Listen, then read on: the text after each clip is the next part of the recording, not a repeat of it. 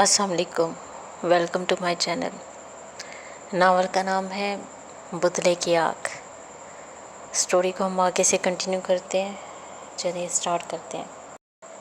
ज़ियान नहीं, तुम ऐसा नहीं कर सकते। ज़ियान खुद से ही बातें कर रहा था। कोई इसे इस वक्त ऐसे हालत में देखता तो यकीनन पागल कहता। पलवशा वैसे ही खामोश बैठी थी। इसके चेहरे पे ज़ियान की उंगलियों के निशान छपे हुए थे।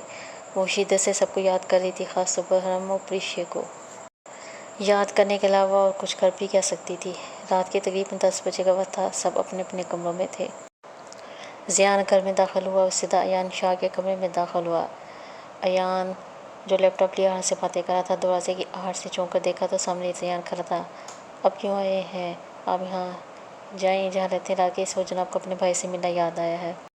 ये नहीं कि इतनी दूर से इतने सालों बाद मेरा छोटा भाई आ रहा है, मैं ही एयरपोर्ट से पिक करूँ। लेकिन नहीं जनाब, तो बहुत बड़े बिजनेसमैन बन गए हैं ना, अब अपने भाई के लिए कहाँ से टाइम होगा।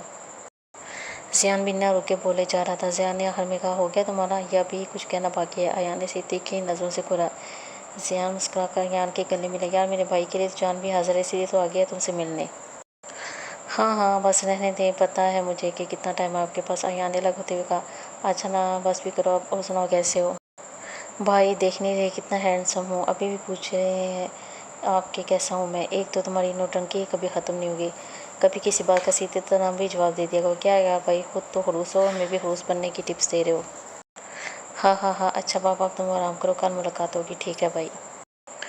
और सुनो जी भाई, ये जो तुम उल्टी सीधी रखते करते फिरते हो ना, बात सोचो, ये मत भूलना कि मैं बिज़ी हूँ तो तुम पर ध्यान नहीं है। मेरी नज़र हर वक्त तुम पर रहती है, नौटंकी बाज। वो भाई, क्या है आपको? अब बंदे की प्राइवेसी भी तो होती है। अच्छा अच्छा, बस आराम करो। ज़ियान मुस्कुराता हुआ भाई की जानिब चला गया। हया और मीशा से मिलने का इरादा सुबह का था। भाई उठो ना भाई, वो पता नहीं क्या पिकस हुए हैं जो उठ ही नहीं रहे। हया आधे घंटे से अयान को उठा रही थी, अयान को कोई होश ही नहीं था। हया आधे घंटे से अयान को उठा रही थी, अयान को कोई होश ही नहीं था। अयान ने हया से कहा था कि सुबह फिर से यूँ नहीं छोड़ने जाएगा, मगर जनाब नींद में मशगूल थे। भाई उठ भी जाएँ, अब मुझे देर हो रही है, और कि मैं अकेली ही चली जाती हूँ, फिर बात भी मत करिएगा मुझसे। अच्छा ना बाबा, देखो उठ गया मैं, तुम तैयार हो गए। अब मैं आता हूँ, फ्रेश हो गया। मैं कब से तैयारी करी, आप उठे भी? कहीं नशा वशा तो नहीं करके सोए ना? हाँ, जो उठ नहीं रहे। अयान ने साइड पे पड़ा हुआ पिल्लू उठाकर हया को मारा। रुको, तुम्हें तो मैं बताता हूँ। अयान के कहने की देर थी, हया अगली ही पल कमरे से गायब हुई। पीछे से अयान का कहका बुलंद हुआ, फिर फ्रेश होने के लिए वॉशरूम घुस गया। बाबा, क्या हमारी किसी से दुश्मनी है? यूसुफ दुरानी ड्राइव कर रहे थे, तुम्हें पलवशा ने बाहर तब गया? नहीं बेटा, लेकिन आप क्यों पूछ रही हैं ऐसा? यूसुफ दुरानी प्यारे लहजे में कहा। बस ऐसे ही बाबा, अगर ऐसा कुछ नहीं है तो पलवशा का है। बाबा आप कुछ करें ना, कितने दिन हो गए, पलवशा का कुछ पता ही नहीं है। मेरा बच्चा परेशान ना हो, बहुत जल्द पलवशा हमारे साथ होगी। चलो अब मूड ठीक करो, शाबाश मैं कर। और ये आ गया अपनी यूनी परेशाना चाहते हुए मुस्कुराई। ओके बाबा, खुदाफिज। खुदाफिज मेरा बच्चा। यूसुफ दुरानी ने प्यार से कार रवाना हो गए। प्रीशा यूनी में जाने लगी थी कि कार से हया उतरते हुए नजर आई, तो प्रीशा वहीं रुककर हया का इंतजार करने लगी। हया ने जब प्रीशा को देखा तो इसे हाथ के इशारे से हाय किया। ओ मैडम, कौन से लड़के को छेड़ी? तो है भाई, आप ही ना, फ्रेंड है मेरी। हाँ हाँ, ओके ओके। प्रीशा ने दूर खड़े हयान को देखा तो देखती चली गई। वाइट कलर की पैंट पे ब्लैक कलर की शर्ट पहने हुए, कलाई में ब्रांडेड वॉच एक हाथ में पैंट की पॉकेट में डाले, दूसरे हाथ में मोबाइल, बालों को 6 से सेट किए। प्रीशा को वो किसी शहजादे से कम ना लगा। इतने में हया ने इसके आगे चुटकी बजाई। किसके ख्यालों में खोई हुई हो? हाँ, हया ने इशारा से कहा। प्रीशा जल्दी से होश में आई। नहीं, वो मैं प्रीशा को समझ नहीं आता क्या कहे। प्रीशा ने इसे घूरी से नवाजा। आप यूँ भी चलना या यहीं खड़े होकर बातें करनी है? प्रीशा ने बात को बदलते हुए कहा।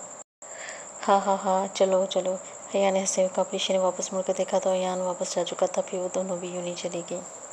अस्सलाम वालेकुम। ज़ियान ने अंदर दाखिल होते हुए कहा। वालेकुम सलाम। आओ, बरखुरदार आ गई या तुम्हें हमारी रात को लेट आते हो? सुबह पता नहीं किस टाइम रवाना हो जाते हो, कभी तो एक हफ्ता का नियत है। मीशा ने नाराज़गी ज़ाहिर करते हुए कहा। डैड, बस आपको पता तो है, बस आपस में बिज़ी होता हूँ, बस इसीलिए। मतलब अब अपने घर वालों से ज़्यादा तुम्हें अपने बिजनेस की फ़िक्र है? मीशा ने कहा। नहीं डैड, ऐसी बात होती तो अभी भी आपके सामने ना बैठा होता। अच्छा चले, छोड़े ना ये सब। और सुनाई, कैसे हैं आप? तबीयत कैसी है आपकी? तुम घर में रहो तो पता चले। बहरहाल ठीक हूँ, तुम सुनाओ? मैं भी ठीक हूँ डैड।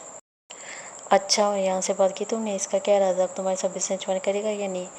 डैड, अभी तो आया है, थोड़ा एंजॉय करने दे, फिर बात करता हूँ मैं इससे। अच्छा ठीक है। इतने में आयशा बेगम नाश्ता लेकर आई। ज़ियान, बेटा कैसे हो? ठीक हूँ, ज़ियान ने मुख्तसर सा जवाब दिया और नाश्ते की तरफ मुतवज्जो हो गया। आयशा बेगम की आंखों में साफ नमी नजर आ रही थी, लेकिन ज़ियान संगदिल बना इग्नोर कर गया और मीशा फिर से एक साथ सी आह भर कर रह गई। पलूषा कल से ही अपने कमरे में बंद थी और ज़ियान जब से किताब वापस कर नहीं लौटा था। इतने में दरवाज़ा नॉक हुआ। पलूषा की दिल की धड़कन तेज हुई। डरते हुए पूछा, कौन? बेटा, मैं हूँ सूफिया। पलूषा ने सुकून का सांस लिया और दरवाज़ा खोला।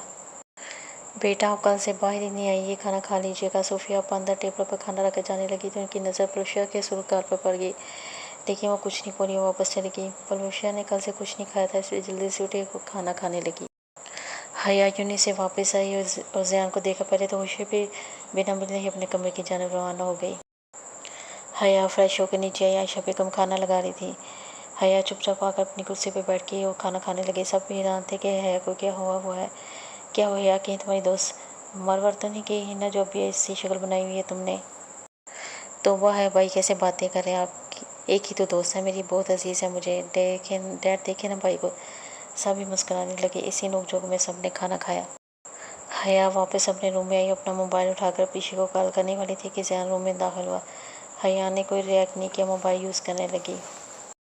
मेरी प्रिंसेस ना से मुँह से ज़ियान ने हया के पास बैठते हुए कहा। यस, हया ने मुँह फुलाते हुए कहा। ओ अच्छा, तो फिर अब क्या किया जाए? हया ने कोई जवाब नहीं दिया। चलो तुम्हारी मर्जी, ना करो बात। मैं तो बस ये बताने आया था कि रात को हम सब बाहर डिनर करने जाएंगे। लेकिन तुम नहीं जानना चाहती तो कोई बात नहीं। ज़ियान उठ कर जाने लगा। भाई हाँ हाँ हाँ, ज़ियान का क्या बुलंद हुआ। इससे पहले पता था कि हया को कैसे मनाना है।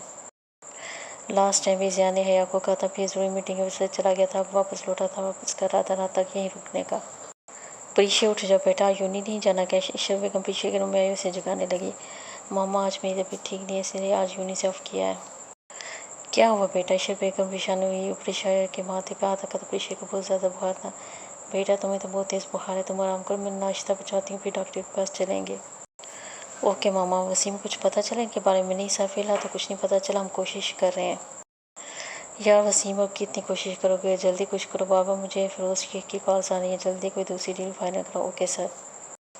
और मेरी बेटी का कुछ पता चला? जहाँ जहाँ मैंने कहा था वहाँ चेक किया। जी सर, हमने सब जगह देख लिया, लेकिन कुछ पता नहीं चला। हमारे आदमी अभी भी ढूंढ रहे हो। ओके ठीक है, किसी पर भी शक हो या कोई डिटेल मिले तो मुझे फ़ौरन बता देना। Okay sir. फिर यूसुफ दलाल ने अपने ऑफिस की तरफ रवाना हो गए। हया यूनी से आकर फ्रेश होकर अपने रूम में आई। प्रीशा को कॉल की, जो कि पहली बेल पे रिसीव होगी। कैसी हो यार? यूनी नहीं आई हो? बताया भी नहीं मुझे, बस थोड़ी तबीयत ठीक नहीं इसलिए नहीं आ सकी। तुम सुनाओ, तुम कैसी हो? मैं भी ठीक हूँ। तुम डॉक्टर के पास गई हो? मैं आ रही हूँ थोड़ी देर तक, तुम्हारे पास भी करते हैं बात। हाँ पापा, गई थी, अभी वहीं से आई हूँ। ओके तुम आ जाओ, मैं इंतज़ार कर रही हूँ। पिछली बार की तरह मत करना। आज की वीडियो में इतना ही, बाकी स्टोरी नेक्स्ट वीडियो में। आपसे मेरी रिक्वेस्ट है, मेरी चैनल को सब्सक्राइब करें, मेरी वीडियो को लाइक और शेयर ज़रूर करें।